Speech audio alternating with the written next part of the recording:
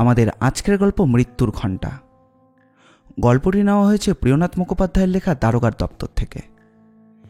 গল্প পাঠে রয়েছে শুভ, শুভম, প্রীতম, রাজ চট্টোপাধ্যায় এবং আমি অপূর্ব। পোস্টার ডিজাইন করেছে কৃষ্ণেন্দু মণ্ডল। গল্পটি মন দিয়ে শুনুন। তবে হ্যাঁ, আমাদের চ্যানেলটিকে সাবস্ক্রাইব না করে থাকলে অবশ্যই করবেন। এইরকম গোয়েন্দা গল্প আর অ্যাডভেঞ্চার গল্প আমরা প্রায়ই নিয়ে আসি। তাহলে আর বেশি দেরি না করে চলুন শুরু করা যাক। আমার জীবনে অদ্ভুত ঘটনা কম ঘটে না। গোটা পুলিশি জীবনে অভিজ্ঞতায় এমন অনেক অদ্ভুত ঘটনা বারবার ঘটেছে, কিন্তু তার মধ্যে এমন কিছু ঘটনা রয়েছে যেগুলো অত্যাধিক আশ্চর্য, এবং সেই ঘটনাগুলোর সঙ্গে অন্য ঘটনার তেমন কোনো মিল খুঁজে পাওয়া যায় না। তেমনই একটা ঘটনা ঘটেছিল আজ থেকে প্রায় কয়েক বছর আগে। বড় সাহেবের সুবাদে তখন বিভিন্ন তদন্তের ফাইলগুলো দেখে চলেছি, আর তাতেই হঠাৎ করে সেই সময়ের কথা মনে পড়ে গিয়েছিল। পুলিশি জীবনে তখন আমার মস্ত একটা ভালো সময় বলা যায়। বিভিন্ন তদন্ত হাতে আসছে এবং সেগুলো সমাধান করার জন্য যথেষ্ট চেষ্টাও করে চলেছি। কিছু কিছু তদন্ত সমাধান হচ্ছে, আবার কিছু কিছু তদন্ত অসমাপ্ত অবস্থাতেই থেকে যাচ্ছে। তবে সমাধান না হওয়া তদন্তের সংখ্যা কিন্তু খুবই কম। সেই সময়ে একটা ঘটনা ঘটেছিল। একদিন থানা থেকে ফিরছি। সেদিন থানায় ডিউটি খুব বেশি সময় ছিল না, তখন এদিকে থাকতাম না। তখন গঙ্গার পাড়ের দিকে একটা পুলিশের জন্য বরাদ্দ জায়গাতেই থাকা হতো। বেশ কিছুদিন ধরে একটা তদন্তের ব্যাপারে দিনরাত কাজ করে চলেছি, তাই আমাদের এখানে থাকার ব্যবস্থাও হয়েছিল। সেই তদন্তটা প্রায় সমাধান হয়ে এসেছিল, তবুও যেটা হয় আর কি। একদিন থানা থেকে ফিরছি সেই গঙ্গার পাড়ের রাস্তার দিকটা ধরে। সেই সময় জনমানুষ শূন্যই থাকতো। একেই রাত হয়েছে, আর তার উপর তখন শীতের সময়, চারপাশে কুয়াশা হয়ে রয়েছে। গঙ্গার পাড়ের দিকটা সেই সময় বেশি কুয়াশা থাকে, অন্য পাশটা ছোটোখাটো জঙ্গলের মতো বলা যায়। কুয়াশা সেদিকে থাকলেও দেখা যায়, এবং সেই জন্যই আমার হাতে একটা টর্চ ছিল। টর্চটা রাখতেই হয়, রাতে বাড়িতে ফিরতে ওটা বেশ সাহায্য করে। একা একাই হেঁটে চলেছি, বাড়িটাও খুব বেশি দূরে নয়। এমন সময় হঠাৎ করে কুয়াশা মাখা জঙ্গলের দিকটা থেকে হঠাৎ করে একটা যেন চিৎকার শুনতে পেলাম। কার যেন চিৎকার, শুধু চিৎকার বললেও ভুল বলা হবে, যেন মরণ আর্তনাদ। চিৎকারটা কিন্তু একবার নয়, পরপর দুবার শোনা গেল। কেউ যেন প্রবল যন্ত্রণায় চিৎকার করে চলেছে। আর ঠিক তখনই একটা খসখস শব্দ শুনতে পেলাম জঙ্গলের দিক থেকে। টর্চের আলোটা তুলে ফেললাম ডান দিকের জঙ্গলের মাঝখানটাতে, আর ঠিক তখনই চোখে পড়ল একটা মুখ, রক্ত মেখে রয়েছে। মুখের ডান দিকটা ফ্যাকাশে হয়ে গেছে, তার চোখ মুখটা হা করা, বীভৎস যন্ত্রণায় যেন চিৎকার করার জন্য মুখটা খুলেছে। এক মুহূর্তের জন্যই দৃশ্যটা দেখতে পেয়েছিলাম জঙ্গলের ফাঁক দিয়ে, আর তারপর মুখটা জঙ্গলের মধ্যে কোথাও যেন অদৃশ্য হয়ে গেল। চিৎকারটাও থেমে গেল। আমি এতটাই অবাক হয়েছিলাম যে থমকে দাঁড়িয়ে পড়েছিলাম। সত্যি বলতে অন্য কেউ হলে ব্যাপারটা নিয়ে হয়তো একটু ভয়ই পেত, কিন্তু পুলিশের কাছে অভিজ্ঞতার পরে ভয় বস্তুটা আমার মধ্যে আর নেই। সেই মুহূর্তের বিফলতা কাটিয়ে সঙ্গে সঙ্গে কোমরে থাকা রিভলভারটা তুলে টর্চের আলো ফেললাম আবার সেই জঙ্গলটার দিকে, একটু আগে যে দিকটা থেকে চিৎকার ভেসে আসছিল। আর তার সঙ্গে দেখা গিয়েছিল সেই বিভৎস মুখটা। কিন্তু সেই দিকটা এখন পুরোপুরি শান্ত, যেন কোথাও কিছুই হয়নি। জঙ্গলের ভেতর রাতের বেলায় এমন চট করে ঢুকে পড়াটা খুব একটা বুদ্ধিমানের কাজ নয়, এবং সেটা আমি বেশ ভালো করেই জানি। যদিও শত্রুপক্ষ লুকিয়ে থাকতে পারে এবং সে আমার উপর আক্রমণ করতে পারে, কিন্তু যেটা দেখতে পেলাম সেটা কি? দুবার চিৎকার আর ওই মুখটা দেখার কারণই বা কি? কথাটা ভেবে টর্চের আলো নিয়ে কোনো রকমে সেই ছোট জঙ্গলটার মধ্যে ঢুকে পড়লাম। জঙ্গল বলা চলে না, বেশ কয়েকটা বড় বড় গাছ আর নিচে সামান্য কিছু ঝোপঝাড় হয়ে রয়েছে। তন্ন তন্ন করে খুঁজে ফেললাম জায়গাটা। একে তো শীত, আর তার উপর কুয়াশা। টর্চের আলো না ফেললে বোধহয় মুখটাও দেখতে পেতাম না। আমি ভালো করে খুঁজলাম, একবার নয় দুবার, তারপর ডাকও দিলাম। কে আছে এখানে? বেরিয়ে এসো বলছি, আমি পুলিশের লোক, কোনো চিন্তা নেই। কিন্তু না, আমার কথার উত্তরে কেউ বেরিয়ে আসা তো দূরের কথা, সারা পর্যন্তও দিল না। অনেকক্ষণ ধরে সেই জঙ্গলের মতো জায়গাটায় খোঁজাখুঁজির পর আবার হাঁটতে হাঁটতে বাড়িতে ফিরে এলাম। ব্যাপারটা কিন্তু মাথাতেই রইল। সারা রাত ঘুম এলো না। বারবার মনে পড়তে লাগলো ওই বীভৎস মুখটা। সেই মুখের সঙ্গে একটা হাত যেন উঠে এসেছিল ডান দিক থেকে। মনে হচ্ছিল কেউ যেন প্রাণপণ বাঁচতে চাইছে। মৃত্যু ভয়ে দুবার চিৎকার করার পর সে জঙ্গলটা থেকে বেরিয়ে আসতে চেয়েছিল, কিন্তু পারেনি। রাতে ভালো করে ঘুম হলো না। বারবারই মনে হচ্ছিল যে জঙ্গলের ভেতরে হয়তো আরও একটু ভালো করে দেখা দরকার ছিল। ভালো করে দেখলে হয়তো কিছু না কিছু সত্যিই পাওয়া যেত। সকালে থানায় গিয়ে ব্যাপারটা নিয়ে গম্ভীর হয়ে রইলাম। একজন কনস্টেবল এসে আমাকে দেখে বলল, কি হয়েছে স্যার? সকাল সকালে তো চিন্তায় পড়েছেন কেন? না রে রামধন, তেমন কোনো ব্যাপার নয়। আসলে একটা... আচ্ছা বাদ দে, লোকটা ধরা পড়লো? আপনি যখন কেস সমাধান করেছেন তখন অপরাধী ধরা পড়বে না, এটা আবার হয় নাকি? ধরা পড়েছে স্যার, ধরা পড়েছে। তাকে নিয়ে গেছে, 2-1 দিনের মধ্যেই আদালতে তোলা হবে শুনেছি। আচ্ছা, কার জন্য আপনি চিন্তা করছেন দয়া করে একটু বলবেন? বলবো না করেও ব্যাপারটা অল্প করে কনস্টেবল রামধনকে বলতেই সে বলল, গঙ্গাপাড়ে যাওয়ার সময় ওই রাস্তাটা তো রাতের বেলা ফাঁকাই থাকে শুনেছি। ওদিকে চোর ডাকাতের উপদ্রব মাঝে মাঝেই হয়। রাতের বেলা চট করে ওই পথে কেউ যেতে চায় না। আপনাকে তো বারবার বলি আপনি তাড়াতাড়ি চলে যাবেন, যদিও আপনাকে ওই পুলিশের কোয়ার্টারে বেশি দিন থাকতে হবে না। রামধন, যাকে আমি দেখেছিলাম সেটা একটা মানুষ। এমন রক্তাক্ত অবস্থায় কোনো মানুষকে দেখা মানে নিশ্চয়ই কোনো একটা সমস্যা হয়েছে। কিন্তু সেই মুহূর্তে আমি চমকে না গেলে হয়তো ঠিক লোকটাকে বাঁচাতে পারতাম। আপনি তো জঙ্গলে ঢুকেছিলেন, ঢুকে তো সব জায়গা ভালো করে দেখেছেন, কিন্তু তারপরেও তো কিছু পাননি আপনি। ঢুকে কাউকে দেখিনি সেই কথাটা ঠিক, কিন্তু কাউকে যে পাইনি সেই কথাটা কিন্তু ঠিক নয়। এই দেখ, এই রূপোর চেনের ছেঁড়া চেন চিনতে পেরেছি। সত্যি বলতে কাল রাতে যখন জঙ্গলে ঢুকেছিলাম তখন এদিক ওদিকে ঘুরতে ঘুরতে গাছের কাছে টর্চের আলো কিছু একটা চকচক করতে দেখে একটা রূপোর চেন কুড়িয়ে নিয়েছিলাম। কোনো কারণে হয়তো চেনটা ছিঁড়ে গিয়েছিল কারোর গলা থেকে, সেটাই তুলে নিয়েছিলাম, পকেটে রেখেও দিয়েছিলাম। এখন সেটা রামধনকে বলতে রামধন বলল, যদি এমন হয়, মানে সত্যি সত্যি যদি ওইখানে কেউ কাউকে খুন করে থাকে, দিনের বেলায় একবার জায়গাটা দেখা দরকার বাবু। রামধন মিথ্যে কথা বলেনি, তবে তার একটু কাজ ছিল, সেটা তাকে বুঝিয়ে দিয়ে আমি থানা থেকে কিছুক্ষণের জন্য বেরিয়ে এলাম। জায়গাটা খুব বেশি দূরে নয়, তাই হাঁটা পথেই জঙ্গলের জায়গাটায় গিয়ে পৌঁছলাম। রাতের বেলা দেখা জায়গাটা দিনের বেলা চিনতে কিন্তু একটু অসুবিধা হলো না। তারপর যখন জায়গাটা চিনতে পারলাম তখন জঙ্গলের ভেতরে ঢুকে আরও আশ্চর্য হলাম। দিনের বেলা জঙ্গলটা অনেক হালকা বলেই মনে হলো, অথচ রাতের বেলা মনে হয়েছিল যে জঙ্গলটা বেশ গভীর। রাতের অন্ধকার আর কুয়াশার জন্যই হয়তো এমনটা হয়েছিল। রূপোর চেনটা যেখানে খুঁজে পেয়েছিলাম সেই জায়গাটা খুঁজে বার করতে অনেক সময় লেগে গেল।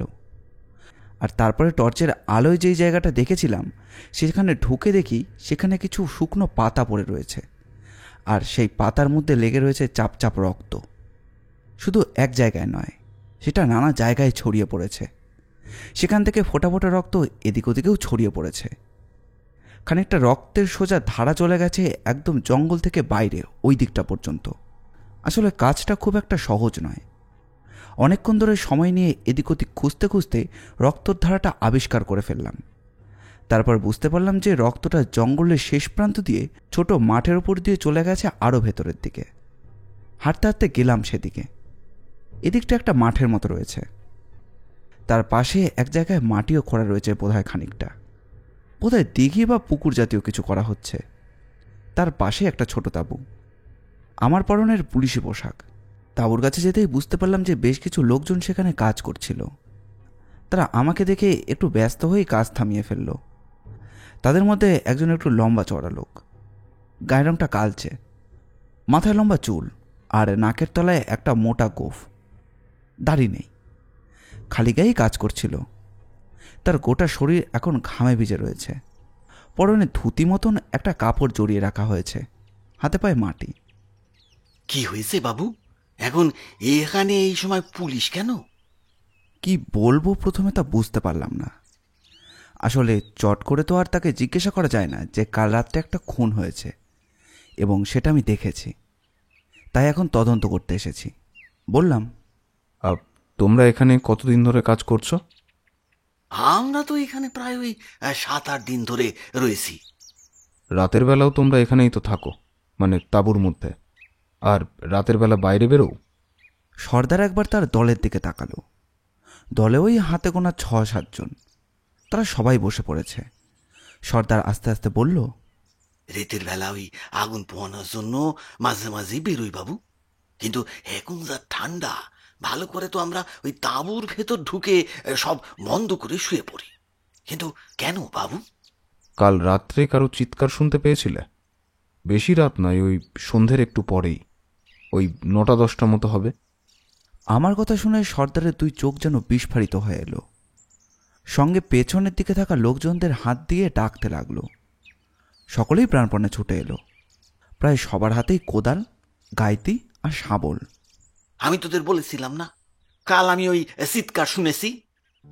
তোরা তো মদ খেয়ে তখন সবাই কিছুই বুঝতে পারিসনি, কিন্তু আমার যেন মনে হলো কে যেন চিৎকার করলো।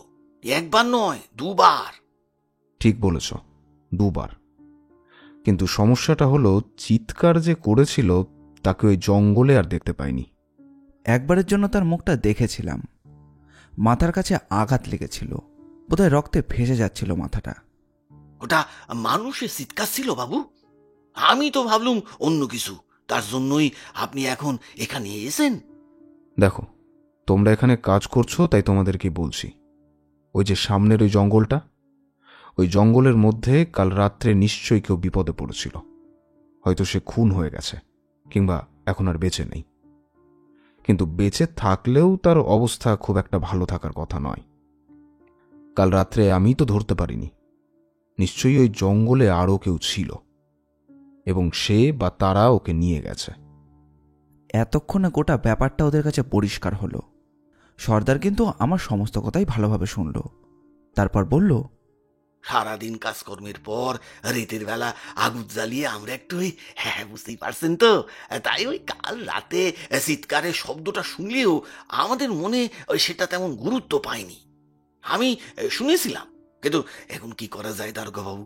যদি লোকটাকে সত্যি সত্যি কেউ মেরে ফেলে তাহলে? কিন্তু সমস্যাটা হলো, লোকটা যদি মরে যায় তাহলে তোমরা কিছুই খুঁজে পাবে না। লোকটাকে তো ভালো করে দেখিনি, আর সবচেয়ে বড় কথা হলো লোকটা কে, এইটাই তো আমরা এখনো পর্যন্ত জানি না, তাই না? তোমরা একটা কাজ করতে পারো, তোমরা তো এইখানেই থাকো, আশপাশটায় একটু নজর রেখো, আর যদি তেমন কিছু জানো তাহলে থানায় গিয়ে খবর দিয়ে এসো। থানায় আমি না থাকলেও অন্য কাউকে তোমাদের কথাটা বলে আসবে, তাহলে পরে এসে আমি তোমাদের সঙ্গে দেখা করে যাব। আরও কিছুক্ষণ ওদের সঙ্গে কথাবার্তা বলে ওখান থেকে চলে এলাম। সর্দার 2 বার চিৎকার শুনতে পেয়েছে। তার মানে আমি যে চিৎকারটা শুনতে পেয়েছি সেটা কোনো ভুল নয়। কিন্তু আমি যেটা দেখতে পেয়েছি সেটা তো সর্দার দেখতে পাইনি। ওদের কাছ থেকে কোনো সাহায্য পাওয়া যাবে বলেও মনে হচ্ছিল না, কারণ অপরাধী কি এখানে দ্বিতীয়বার আর আসবে? কিন্তু লোকটার হলো কি? তাকে যেমন অবস্থায় দেখেছি তার বাঁচবার কথা নয়। তাহলে থানায় ফিরে গিয়ে কিন্তু গোটা ব্যাপারটা আমি কাউকেই বললাম না, মনে মনেই রাখলাম। অন্য একটা কাজে বেরিয়ে পড়তে হয়েছিল। সেদিনের মতো গোটা ব্যাপারটা ভুলে গিয়েছিলাম। রাতে যখন মনে পড়ল তখন ঘুমাবার সময় হয়ে এসেছে। পরদিন সকালে একটু আগেই বেরিয়ে পড়লাম। থানায় যাওয়ার আগে জঙ্গল পেরিয়ে মাঠের কাছে সেই সর্দারের তাঁবু পেরিয়ে যেদিকটা মাঠের একধারে চলে গেছে, ওই পাশের বড় রাস্তার কাছ পর্যন্ত। সেখানে গিয়ে কয়েকবার চক্কর দিলাম। রক্তের দাগ জঙ্গল পেরিয়ে ওই পথ কোন দিকে যে গেছে সেটা কিন্তু বোঝা গেল না, কারণ জঙ্গল পেরিয়ে একটু সামনে গেলে 2-2টো ছোট ডোবা, এবং সেই ডোবার মধ্যে জলের চেয়ে কাদার ভাগই বেশি, আর তার উপর সবুজ গাছপালায় ভরে গেছে। রক্তের দাগ আমায় আর কোথাও নিয়ে গেল না। আমি দুপুরের দিকে খবর পেলাম একজনের কাছে। গঙ্গার পাড়ে, মানে আমি যেদিকে থাকি সেখান থেকে একটু পেছনের দিকে যে পথ দিয়ে আমি ফিরে যাই, সেদিকে গঙ্গার পাড়ে বড় বড় নৌকোগুলো যখন আসে, সেখান থেকে বেশ কিছু লোকজন কলকাতার এই দিকটায় আসে নানা বাণিজ্য করতে কিংবা সওদা করতে। একদিন কিংবা তার বেশি সময় তারা ওই গঙ্গার পাড়ের এলাকায় ছোট ছোট তাঁবু বা কিছু ঝুপড়ির মতো বানিয়ে তারপর থাকে। তাদের মধ্যে যাদের সামর্থ্য আছে তারা ভেতরের দিকে গিয়ে ছোট ছোট ঘরও ভাড়া করে। তাদের তাতে কাজের সুবিধা হয়, কিন্তু তারা গঙ্গার পাড়েই ঝুপড়ি করে থাকে। তেমনই কিছু ঝুপড়ি গঙ্গার তীরের মাঝখান ধরে রয়েছে। এর মধ্যে আমি একটা খবর নেওয়ার চেষ্টা করছিলাম। সম্প্রতি আশপাশ থেকে কেউ কোথাও হারিয়ে গেছে নাকি। একটি লোক যদি মারা যায় তাহলে কেউ না কেউ তো তার ব্যাপারে জানবে, অন্তত তার পরিবারের লোক বা তার চেনাশোনা, কিংবা এমন কেউ যে তাকে শেষবারের মতো দেখেছিল। কিন্তু খোঁজখবর করেও গোটা 2 দিনের মধ্যেও আশপাশ থেকে কোনো খবর এলো না, যার থেকে বোঝা যায় যে লোকটি কোনো রকমের নিরুদ্দেশ হয়েছে। এমনকি আশেপাশের কেউ আহত অবস্থায় কিংবা ভীষণ রকম চোট পাওয়া অবস্থায় কাউকেই দেখেনি। মনে মনে কিছুই বুঝতে পারছিলাম না, সেই কুয়াশার ঘেরা আদো অন্ধকারের মধ্যে আমি যা দেখেছিলাম সত্যি দেখেছিলাম তো? তাছাড়া সর্দারও তো ওই চিৎকারটা শুনেছিল। আমি যদি ভুল করতাম তাহলে সর্দারও তো ভুল করত। 3 দিনের দিন প্রায় ব্যাপারটা নিয়ে ভাবা ছেড়ে দিয়েছি। এমন সময় একজন লোক এসে থানায় ঢুকলো। কনস্টেবলের সঙ্গে কথা বলে সে আমার দিকে এগিয়ে এলো। দেখে মধ্যবয়স্ক এবং বেশ ভদ্র বলেই মনে হলো। পরনে একটু অন্যরকমের পোশাক, তার মুখটা একটু লম্বাটে আর মুখে কুচি কুচি দাড়ি, মাথায় চুল আর চোখের দৃষ্টি কেমন যেন ফ্যাকাশে হয়ে গেছে। আমায় বলল, দারোগাবাবু, আমাদের একটি লোককে প্রায় কয়েকদিন হলো খুঁজে পাওয়া যাচ্ছে না। আগেই আপনার কাছে আসবো বলে ভেবেছিলাম, কিন্তু মাঝে এখানে ওখানে চলে যাওয়ার অভ্যাস ছিল, তাই ভাবলাম। আমি চমকে উঠলাম, বললাম, তার মানে তোমাদের একজন লোক হারিয়েছে, কিন্তু তোমাদের তো এদিককার লোক বলে মনে হচ্ছে না। তা কোথা থেকে আসছো তোমরা? আমি শৈবাল। আমি ওই গঙ্গার পাড়ে ওই যে তাঁবু পড়েছে ওখানেই আমরা সব দল বেঁধে রয়েছি। বছরের এই সময়টা শীতের দিকে আমরা উত্তর দিক থেকে আসি, নৌকা নিয়েই আসি এখানে। মাসখানেক থেকে কলকাতার বাজারে নানা জিনিসের সওদা করি, তারপর বেশ কিছু জিনিসপত্র কিনে তারপর ওখান থেকে চলে যাই আবার উত্তরের পথে। এরপরে গরমের সময় আমরা চলে যাব আরও উত্তরের দিকে। হ্যাঁ, তোমাদের এই বাণিজ্যের কথা আমি শুনেছিলাম, কিন্তু তোমাদের যে লোকটি হারিয়ে গেছে তার নাম কি, আর তার বিষয়ে বর্ণনা কিছু দিতে পারবে? ওর নাম যোগেন, গায়ের রং কালো, একটু মোটা মতো চেহারা, মাথায় মস্ত বড় টাক রয়েছে। 4 দিন আগে নিরুদ্দেশ হয়ে গেছে। 4 দিন আগে বাজারের দিকে যাবে বলে বেরিয়েছিল, এখনো পর্যন্ত ফিরে আসেনি। কোথায় যে গেল কিছুই বুঝতে পারছি না। আমি একটু খুশি হয়েছিলাম বটে, তবে এইবার তার বর্ণনা শুনে কেমন যেন হতাশ হলাম। যে মুখটা আমি দেখেছিলাম তাতে চুল আছে, বস্তুটা থাকা তো দূরের কথা, তার কোনো টাক নেই। তাছাড়া তার গায়ের রং কালো বলেও আমার মনে হয়নি। মোটা কি রোগা তা আমি জানি না, তবে লোকটার রক্তমাখা মুখ সামান্য ফর্সা বলেই মনে হয়েছিল। আমি বললাম, আচ্ছা, তোমরা যে দলটায় এসেছো সেই দলে কতজন রয়েছে? আর তোমাদের দলের কি একজন নিরুদ্দেশ হয়েছে? না, আমাদের দলে 2 জন নিরুদ্দেশ হয়েছে, যোগেন আর তার সঙ্গে হরনারায়ণ। কিন্তু হরনারায়ণের নিরুদ্দেশ হওয়ার কোনো কথাই নয়। সে বলেই গিয়েছিল যে সে আমাদের সঙ্গে ফিরবে না, তবে তার একটু সময় লাগবে। তবে আমাদের সঙ্গে আর একটা দল এসেছে, তাদেরও একজনকে মনে হয় খুঁজে পাওয়া যাচ্ছে না। তার মানে তোমাদের দলের সঙ্গে সঙ্গে আরও একটা দল গঙ্গার পাড়ে এসেছে এবং সেই দলের একজন নিরুদ্দেশ হয়ে গেছে। আচ্ছা, একটা কাজ করো তো, চলো আমি তোমার সঙ্গে যাচ্ছি। তোমাদের দলের সঙ্গে এবং অন্য দলটার সঙ্গে কথা বলে দেখতে হবে। পথে চলতে চলতে একবার ভেবেছিলাম যে ওই লোকটাকে সব কথা খুলে বলি, কিন্তু সত্যি বলতে সে লোকটার চেহারা আমি নিজেই ভালো করে বর্ণনা করতে পারবো না। এক মুহূর্তের জন্য তার মাথার এক পাশটা রক্ত আর এক পাশটাই ভালো করে দেখেছিলাম। তার মাথায় চুল আছে আর চোখের দৃষ্টিটা কেমন যেন ফ্যাকাশে। এছাড়া আমার আর তেমন কিছুই মনে নেই, তাই শৈবালবাবুকে আর কিছুই বললাম না। তাকে নিয়ে গঙ্গার পাড়ে গিয়ে দেখলাম সত্যি আমি যেই পথ দিয়ে হেঁটে যাই সেই পথের অন্যদিকে দুটো তাঁবু খাটিয়েছে পাশাপাশি। যদিও দূর থেকে দেখে পাশাপাশি মনে হয়েছিল, তবে পরে কাছে গিয়ে দেখলাম দুটোর মধ্যে বেশ ব্যবধান রয়েছে। তার মধ্যে একটা তাঁবু শৈবালবাবুদের, বেশ বড় তাঁবু, এবং অন্য তাঁবুর মধ্যে 10 জন রয়েছে। রান্নার সামগ্রী আরও অনেক কিছুই আছে। বড় বড় দুটো বাক্সও দেখতে পেলাম। শৈবালবাবুর সঙ্গে আমাকে দেখে বোধহয় লোকগুলো বেশ অবাক হয়ে গিয়েছিল। তাদের মধ্যে একজন এগিয়ে এলো। শৈবালবাবু বলল, দারোগাবাবু আমার সঙ্গেই এসেছেন, এবার সবার সঙ্গে কথা বলতে হবে। যোগেনের হারিয়ে যাওয়ার ব্যাপারে দারোগাবাবুর কাছে আমি গিয়েছিলাম। লোকগুলো বোধহয় শৈবালবাবুর উপর একটু ক্ষুণ্ণই হলো, এবং সেটা তার মুখ দেখেই মনে হলো। তারপর আবার বলল, ওরা যে এমনভাবে হারিয়ে যাবে আর সেটা মেনে নিয়ে আমি চুপ থাকবো এমনটা তো হতে পারে না। তোমরা এইসব ব্যাপারে পুলিশকে না জড়াতে পারো, কিন্তু আমার এখানে কিচ্ছু করার নেই। অবাক হয়ে গেলাম আমি। ভেবেছিলাম তারা হয়তো সকলেই চাইবে যে আমরা হরিনারায়ণকে আর যোগেনকে খুঁজি, কিন্তু এখন দেখা গেল তারা শৈবালবাবুর সিদ্ধান্তে খুশি হয়নি। বললাম, তোমরা কি সত্যিই তোমাদের সঙ্গে আসা ওই দুজনকে খুঁজতে চাও না? তারা হারিয়ে গেছে, অথচ 4 দিন পরে তোমরা পুলিশের কাছে এসেছো। তাদের মধ্যে একজন বলল, শুধু শুধু পুলিশের ঝামেলায় আমরা আর জড়াতে চাই না। তাছাড়া যোগেন এরকম মাঝে মধ্যেই চলে যায়, তারপর যেদিন আমাদের নৌকো ছাড়ার সময় হয় ঠিক সেদিন চলেও আসে। তার মানে এইভাবেই দুইজন নিরুদ্দেশ। হ্যাঁ, ওরা নিরুদ্দেশ হয়, নিজে নিজেই এখানে ওখানে চলে যায়। আসলে আমাদের কাজকর্ম প্রায় শেষ হয়ে গেছে, আমরা খুব বেশি দিন এখানে আর থাকবো না। 2 দিন পরেই আমাদের নৌকো নিয়ে যাওয়ার কথা আছে, দেখবেন ঠিক তখনই ওরা দুজন চলে আসবে। তাই আমি এসব নিয়ে তেমন কিছু ভাবিনি। শৈবালও আমাদের দলে নতুন, তাইও ওদের এখনো ঠিক চিনতে পারিনি।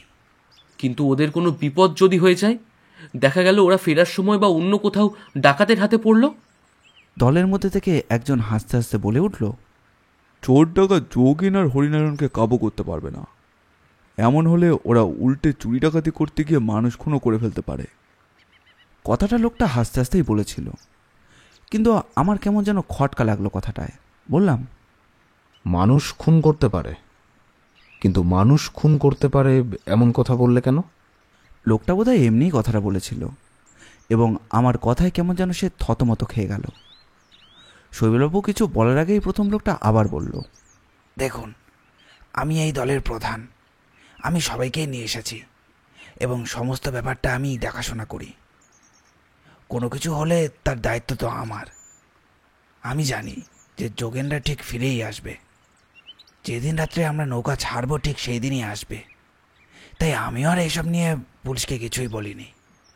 শৈবাল, তুমি নিশ্চিন্ত থাকো, ওরা ঠিক ফিরে আসবে। শৈবালবাবু কেমন যেন থতমত খেয়ে গিয়েছিল। আসলে দলীয় লোকেরা এমনভাবে গোটা ব্যাপারটাকে নিচ্ছে, অথচ সে ভয় পেয়ে পুলিশকে ডেকে এনেছে। তাই আর সে কিছুই বুঝতে পারছিল না। আমি শৈবালবাবুকে একপাশে ডেকে বললাম, আচ্ছা, সত্যি সত্যিই কি তুমি দলের সঙ্গে নতুন? এ কথা ঠিক। আসলে আমি যে দলের সঙ্গে আসতাম সেই দল এখন ভেঙে গেছে। তাছাড়া তাদের নৌকা কিছু সমস্যার জন্য সারাই চলছে। তাদের দল এইবারে এদিকে আর আসেনি, তারা একেবারে উত্তরে যাবে। আর তাই আমি বসে থাকবো না ভেবেই এই দলের সঙ্গে এসেছি। আমাদের কাজকর্ম সবার নিজেদের মতোই, আর সবাই একসঙ্গে এলেও সবাই নিজেদের মতোই কাজকর্ম করে, তারপর আবার একসঙ্গে সবাই ফেরে। শুধু খরচপাতি সমস্ত কিছু ওই সবাই একসাথে ভাগ করে নেয়, এরকমই আর কি। তুমি বলেছিলে ওদের দল থেকেও একজন নিরুদ্দেশ হয়েছে। আচ্ছা, ওই দলের লোকেদের সঙ্গে তোমার চেনা জানা আছে? আমার ছেলের সঙ্গে রয়েছে। আপনি আসুন, ওরা কিন্তু বেশ চিন্তায় পড়েছিল, কিন্তু পুলিশের কাছে যে কেন ওরা যেতে চায় না তা জানি না। শৈবালবাবুর সঙ্গে এগিয়ে গেলাম পরের তাঁবুটার দিকে। গঙ্গার ধার বরাবর এই দিকটা সামান্য চড়া মতো রয়েছে, সেই চড়াতেই ওরা তাঁবু বেঁধেছে। এখান থেকে বিভিন্ন বাজারের দিকে যাওয়া যায়। তাছাড়া কলকাতার বিভিন্ন প্রান্তে জীবনযাপন এবং বাণিজ্যের যে ছোট ছোট কেন্দ্র গড়ে উঠেছে সেগুলোর সঙ্গেই এদের সম্পর্ক। পরের দলটার কাছাকাছি আসতেই কিন্তু সেখান থেকে একজন লোক নিজেই বেরিয়ে এলো। তারপর বলল, এই তো দারোগাবাবু, আমি আপনার কাছে যেতাম। এই কাছে একটা থানা আছে শুনেছিলাম, আপনি কি সেই থানা থেকে? আমি সেই থানা থেকেই, কিন্তু আপনি আমার কাছে কেন যেতেন বলুন তো? লোকটা আমার আর শৈবালবাবুর দিকে বেশ ভালোভাবেই তাকালো। মধ্যবয়স্ক লোক, দাড়ি আর মাথার চুল কিছুটা সাদা হয়ে এসেছে, আর মুখে যেন কেমন একটা বিষাদের ছড়া, তবে চোখ দুটো বেশ উজ্জ্বল। গোবদারির জঙ্গল মুখে, আর পরনের পোশাকের মধ্যে একটা ব্যবসায়ী এবং বণিক বণিক ব্যাপার রয়েছে। পোশাকের রং অতি মলিন হলেও তার মধ্যে একটা কারুকার্য রয়েছে। আপনি আমার সঙ্গে কথা বলতে পারেন। ইনি ওই সামনের তাঁবুতে রয়েছে। আর সত্যি বলতে ওই কিন্তু থানা থেকে আমায় ডেকে এনেছে। তাদের দলে এবং আপনাদের দলে একটা সমস্যা হয়েছিল, সে কথা আমি জানি। লোকটা কিন্তু ভরসা পেয়ে আমাদের একপাশে এগিয়ে এলো। তারপর বলল, সমস্যাটা হলো বেশ কয়েকদিন আগে আমি আমাদের একটি লোককে একটা কাজে পাঠিয়েছিলাম। সেটা আমারই যাওয়ার কথা ছিল, কিন্তু বাজার থেকে একটা জিনিস আনার জন্য তাকে বেশ কিছু পরিমাণে টাকা দিয়ে আমি পাঠিয়েছিলাম।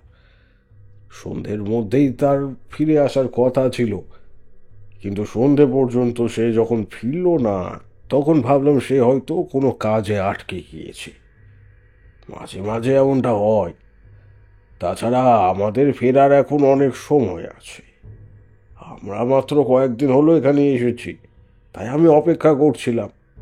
কিন্তু 2-3টে দিন পেরিয়ে যাওয়ার পরেও যখন এলো না, তখন কিন্তু চিন্তায় পড়লাম। একই নতুন লোক, তারপরে এতগুলো টাকা দিয়ে তাকে মালপত্র আনতে পাঠিয়েছি। যা আনতে পাঠিয়েছি তার একার পক্ষে আনা সম্ভব নয়। কুলি জোগাড় করে তাদের সাহায্যে গরুর গাড়ি ভাড়া করে তাকে আনতে হবে। কিন্তু আপনার কাছে, মানে ওই পুলিশের কাছে যাব করে ঠিক করেছিলাম। ভরসা পাচ্ছিলাম না। একটাই নতুন লোক, তার উপরে দেখা গেল পুলিশের কাছে গেলাম আর তারপরেও ফিরে এলো। কিন্তু এখন যে অনেকগুলো দিন হয়ে গেল। লোকটার কথা শুনে হিসেব করে দেখা গেল যেদিন রাতে আমি ওই লোকটার চিৎকার শুনেছিলাম এবং যেদিন লোকটার মুখ দেখতে পেয়েছিলাম তার আগের দিন সে লোকটাকে পাঠিয়েছিল বেশ কিছু টাকা পয়সা দিয়ে, এবং টাকার পরিমাণটাও অনেক বেশি। আমাদের দল থেকে আরও 2জন নিরুদ্দেশ, কিন্তু আমাদের দলের প্রধান বলছে যে নৌকা ছাড়ার আগে ওরা ঠিক চলে আসবে, আর আমাদের নৌকা ছাড়ার কথা 2 দিন পর।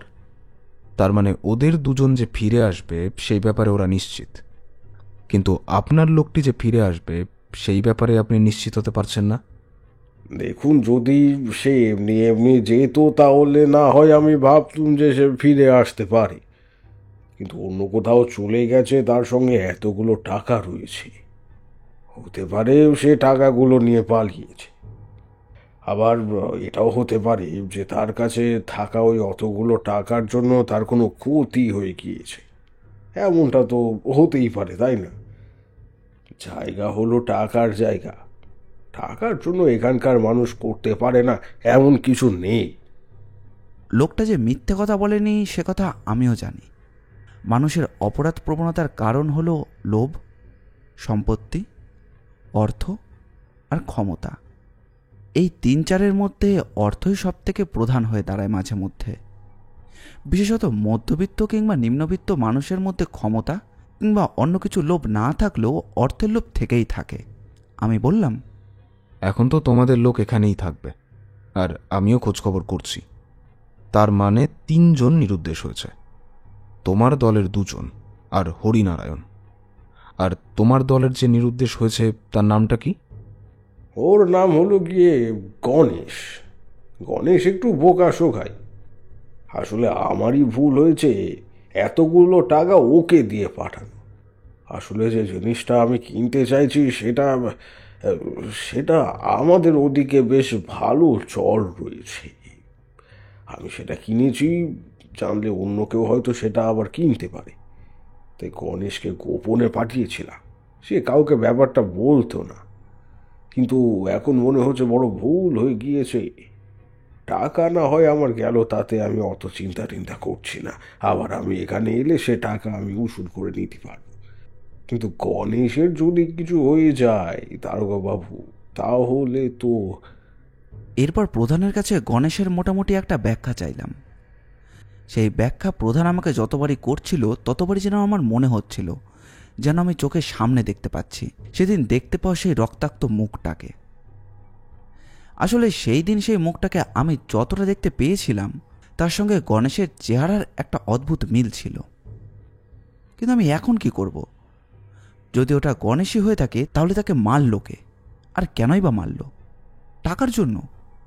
কিন্তু টাকার জন্য যদি মেরে লুকিয়ে থাকে তাহলে তাকে খুঁজে পাওয়াটা তো বেশ মুশকিল। সেদিন আমি সেখান থেকে চলে এলাম। শৈবালবাবু আর প্রধানকে বলে দিলাম যে পরদিন থানায় আসতে, তবে তারা যেন আলাদা আলাদাভাবে আসে। এই পক্ষের প্রধান যেন না জানে যে ওই পক্ষের শৈবালবাবুর সঙ্গে কথাবার্তা হয়েছে, কারণ যতই হোক তারা 2 আলাদা আলাদা বাণিজ্য দলের লোক। দেখলাম এই ব্যাপারটা শৈবালবাবু এবং প্রধান দুজনেই রাজি হলো। প্রধানও চায় না যে ওদের দলের লোক কেউ এই ব্যাপারটা নিয়ে জানুক, এবং এটাও বলে দিল যদি অন্য কেউ জানায় তাহলে তাদেরকে যেন বলা হয় যে পুলিশ এদিকে এমনি এসে পড়েছিল। তারপর তদন্ত করতে করতে কথাবার্তা বলেছে। বেশ বুঝতে পারলাম যে ভেতরে ভেতরে এই দুই দলের মধ্যেই কিছু একটা সমস্যা রয়েছে। এরপর একদিন কেটে গেল। শৈবালবাবু আর প্রধান পরদিনই এলো। প্রধান বলল, কালকে আসতাম, কিন্তু কাল একটু সমস্যা হয়ে গিয়েছিল, তাই কালকে আর আসতে পারিনি। রাতের বেলা কাল চোর এসেছিল, আমাদের তাঁবুর বাইরে চোর ঘোরাঘুরি করছিল, কাল একটু থাকতে হয়েছিল। আপনি বলুন দারোগাবাবু, কিছু বুঝতে পারলেন কি না? কিন্তু আশ্চর্যের কথা যে চোর এসেছিল কাল, তবে আমাদের তাঁবুর আশেপাশে কিন্তু তেমন কিছুই দেখা যায়নি। তাঁবুতে রাতের বেলা পাহারা থাকে, তাই চট করে ওইখানে চললে কিছু বোঝা যায় না। তাই চললে চট করে বোঝা যায়। চোর যখন এসেছিল ওরা বুঝতে পারল, অথচ আমাদের তাঁবুতে যদি চোর এসে থাকে তাহলে তো আমরাও বুঝতে পারতাম, আমরা তা বুঝতে পারিনি। তোমাদের আজই তো চলে যাওয়ার কথা, তাই না? আজ রাতেই তো তোমাদের নৌকা ছাড়ছে। হ্যাঁ, কিন্তু যদি হরিনারায়ণ আর যোগেন ফিরে না আসে তাহলে তাদের না নিয়ে আমাদের এখান থেকে চলে যেতে হবে যে। ব্যাপারটা আবার কেমন যেন একটা লাগছে, কিন্তু আমাদের প্রধান কিছুতেই আর থাকতে রাজি নয়। তার সেই এক কথা, ওরা ঠিক চলে আসবে। মনে মনে খটকা লাগলো। প্রধানের যোগেনের হরিনারায়ণের প্রতি এতটা বিশ্বাস আসে কি করে? তার মানে ওরা আগেও এমন কাজ করেছে, কিন্তু এমন কি কাজ করতে পারে যার জন্য ওদের নিরুদ্দেশ হয়ে যেতে হবে? প্রধান আবার বলল, দারোগাবাবু, আমার টাকা যাই যাক, কিন্তু গণেশকে যদি খুঁজে বের করতে পারেন, আমরা এখনো আছি। আর যতদিন গণেশকে খুঁজে বের করা যাবে ততদিন আমরা এমনি থাকব। আমার দলের কেউ গণেশকে ছাড়া যেতে রাজি নয়। গণেশকে আমাদের দলের সবাই বড্ড ভালোবাসে। অবাক হয়ে গেলাম দুই দলের দুরকম ভাবনা দেখে। শৈবালবাবুকে বললাম, তুমি একটা কাজ করো, তুমি ফিরে যাও। রাতের বেলা নৌকা ছাড়ার সঠিক সময়টা আমাকে শুধু বলে যাও। আর একটা কাজ করো, নৌকা ছাড়বে তার আগে। শৈবালবাবুকে একপাশে ডেকে নিয়ে গেলাম তাকে বেশ কয়েকটা ব্যাপার বুঝিয়ে দিতে। সে চমকে উঠে বলল, তার মানে আপনি? দেখো, এটা আমার একটা অনুমান মাত্র। সব দিক থেকে এইটুকুই মিলে যাচ্ছে। তবে যদি সেটা না হয় তাহলে তো আর কোনো সমস্যা নেই। আমিও চাই না যে সেটা হোক, তাহলে সমস্যারও বাড়বে। এমনকি তোমাদের গোটা দলের উপর সেই সমস্যার ভার পড়তে পারে। চলে যেতে যেতে প্রধান বলল, একটা কথা বলি, কিছু মনে করবেন না। এই ছেলেটা নতুন, ছেলেটা ভালো বলেই মনে হয়েছে, কিন্তু ভুল দলে এসেছে।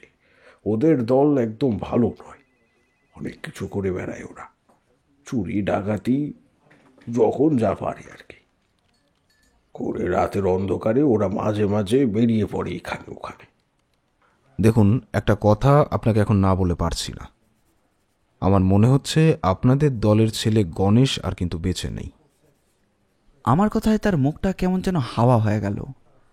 প্রচণ্ড একটা ধাক্কা খেয়ে তারপর বলল, আমাদের দলের কে মারলো ওকে, আর কেনই বা তাকে মারলো? তখন আমি পকেট থেকে সেই রূপোর চেনটা বার করে আনলাম। সেদিন যখন গঙ্গার পাড়ে গিয়েছিলাম তখন ছেলেটার কথা মনে পড়েনি। সেই চেনটা থেকে হুট করে আমার কাছ থেকে ছিনিয়ে নিল প্রধান। তারপর বলল, এটা তো গণেশের গলায় ছিল। এই যে গণেশের গলায়, এই যে ছেলের সঙ্গে যে লোকটা বাঁধা রয়েছে, গণেশের লকেটটা মাঝে মাঝে খুলে যেত বলেও এমনভাবে নলকে তাকে তৈরি করেছিল। এটা আমি পেয়েছি একটা জঙ্গলে, এবং সেই জঙ্গলে সেদিন রাত্রেবেলা গণেশের মতনই কাউকে চিৎকার করতে শুনেছিলাম, এবং তারপরেই জঙ্গলের ভেতরে গিয়ে কিন্তু কাউকে দেখতে পাইনি, শুধু রক্ত ছাড়া। এমন কাজ কি করেছে? এমন কাজ যে করেছে তাকে কিন্তু আপনি ছাড়বেন না। সে চিকে নিয়ে তাকে খুঁজে বার করবেন তাকে। প্রধানের সঙ্গে আরও কিছুক্ষণ কথা হলো আমার। তারপর প্রধান চলে যেতে যেতে রামধন এসে দাঁড়ালো আমার সামনে। বলল, দারোগাবাবু, কি হয়েছে? আপনি কাকে দেখেছিলেন? জঙ্গলের পাশে সেই ব্যাপারটা কি? রামধন, এই ব্যাপারটাই এখন যেন কেমন মনে হচ্ছে। ব্যাপারটার সমাধান একটু একটু হয়েছে। কিন্তু কাজটা কারা করলো আর কেনই বা করলো সেটা কিন্তু এখনো পরিষ্কারভাবে বুঝে উঠতে পারছি না। তবে আজ রাতেই সেটা পরিষ্কার হয়ে যাওয়ার একটা সম্ভাবনা রয়েছে। শুনলাম লোকটার সঙ্গে টাকা পয়সা ছিল, তাহলে হতে পারে টাকা পয়সার জন্য কেউ তাকে মেরেছে, তাকে মেরে টাকা পয়সা নিয়েছে। কিন্তু তাহলে তো টাকা পয়সা নিয়ে লোকটাকে ছেড়ে দিত, আর লোকটা তো এখানকার নয়। সেইটাই তো ভাবছি রামধন। যদি এখানকার কোনো চোর ডাকাত হয় তাহলে তাকে গণেশের চেনার কথা নয়। তাকে খুন করারও কোনো প্রয়োজন ছিল না। তাকে ভয় দেখিয়ে কিংবা মারধর করে টাকা পয়সা নিয়ে গেলেই তো হতো। গণেশ তাকে কোথাও খুঁজে পেত না। কিন্তু এমন কেউ রয়েছে যদি গণেশ চিনতে পারত। তাকে হয়তো চিনতে পেরেছিল, আর সেই কারণেই তাকে। কথা বলতে বলতে হঠাৎ করে একটা সম্ভাবনা আমার মাথায় ধাক্কা দিল। সঙ্গে সঙ্গে আমি চেয়ার ছেড়ে উঠে বললাম, আশ্চর্য, এই কথাটা তো আমার একবারও মনে হয়নি। রামধনের দিকে তাকিয়ে বললাম, সত্যিই রামধন, বুদ্ধিতে একটু ধার দেওয়ার প্রয়োজন।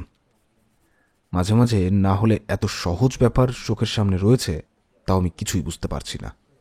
রামধন, তৈরি হয়ে নাও, আজ সন্ধেবেলা আমাদেরকে একটু বেরোতে হবে। শীতকাল, তার উপর আজ আবার অন্ধকারটাও একটু বেশি। চারপাশে কুয়াশা জমে রয়েছে। আমরা ঠিক নদীর ধারে, যেখানে শৈবলপুতের বড় নৌকাটা বাঁধা রয়েছে, সেই দিকে এগিয়ে গেলাম এবং সেখানেই অপেক্ষা করলাম কিছুক্ষণ। তবে তারা নৌকোটা এমন জায়গায় লুকিয়ে রেখেছিল যেখানে চট করে কেউ আসবে না। এমন সময় হঠাৎ করে শৈবলবাবুর গলা শুনতে পেলাম, আরে যোগেন আর এলো না, আমরা নৌকা ছেড়ে দিচ্ছি কেন? তুমি বেশি কথা বলো না তো শৈবাল। তোমার জন্য পুলিশ আমাদের কাছ পর্যন্ত এসে গিয়েছে। পুলিশ এসে আমাদের খোঁজ খবর পর্যন্ত করেছে। নৌকো ছেড়ে দিয়েছি। আমরা হরনারায়ণ আর যোগেন এখানেই রয়েছি, নৌকোতেই আছে। আজ বিকেলেই ওরা এসে নৌকোয় উঠেছে। যে ঘরে মালপত্র রাখা আছে সেই ঘরে ওরা আছে। আর একটু এগিয়ে গেলে তারপরে ওরা সেখান থেকে বেরিয়ে আসবে। কেন? আপনি তাদের কোথায় লুকিয়ে রেখেছেন?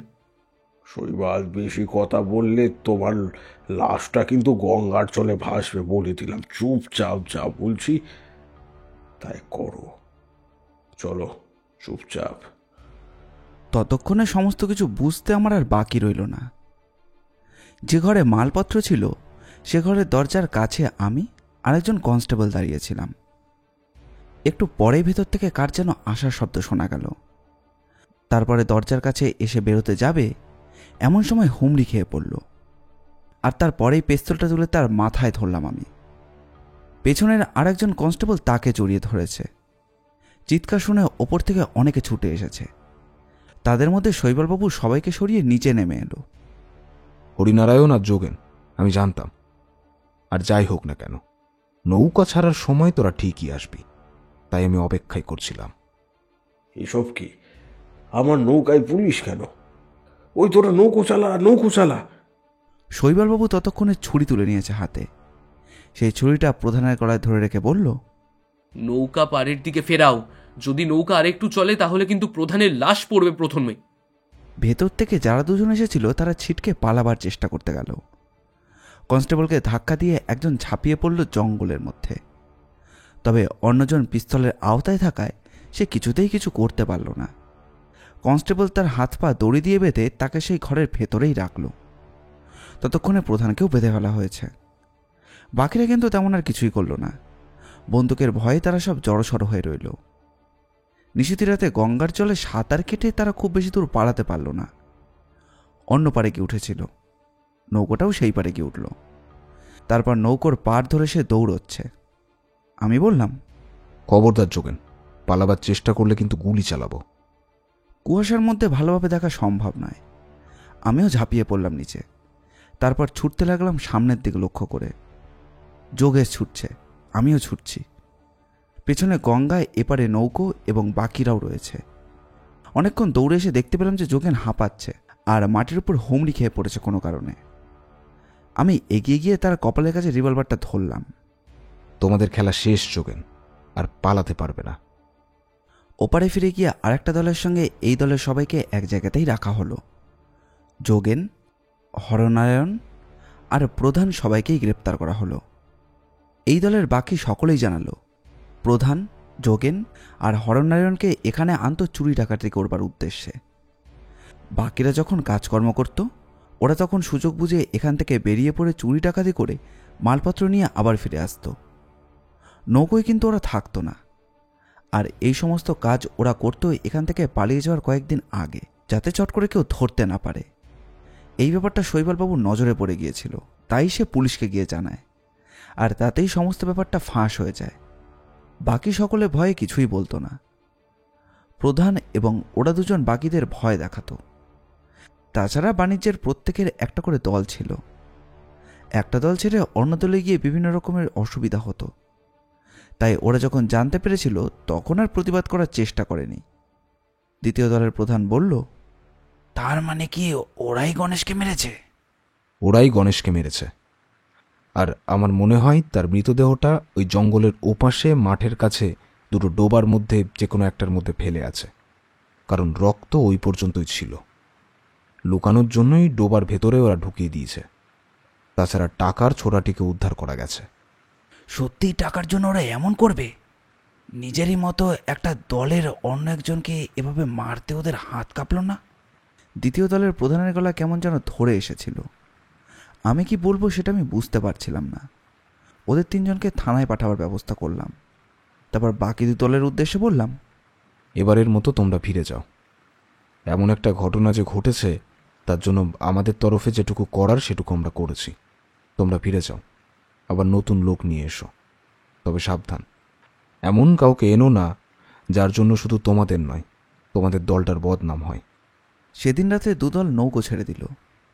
ফাঁকা গঙ্গার প্রাঙ্গণে দাঁড়িয়ে রইলাম আমি আর কনস্টেবল রামধন।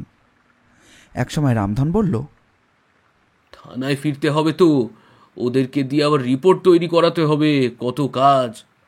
সত্যিই অনেক কাজ।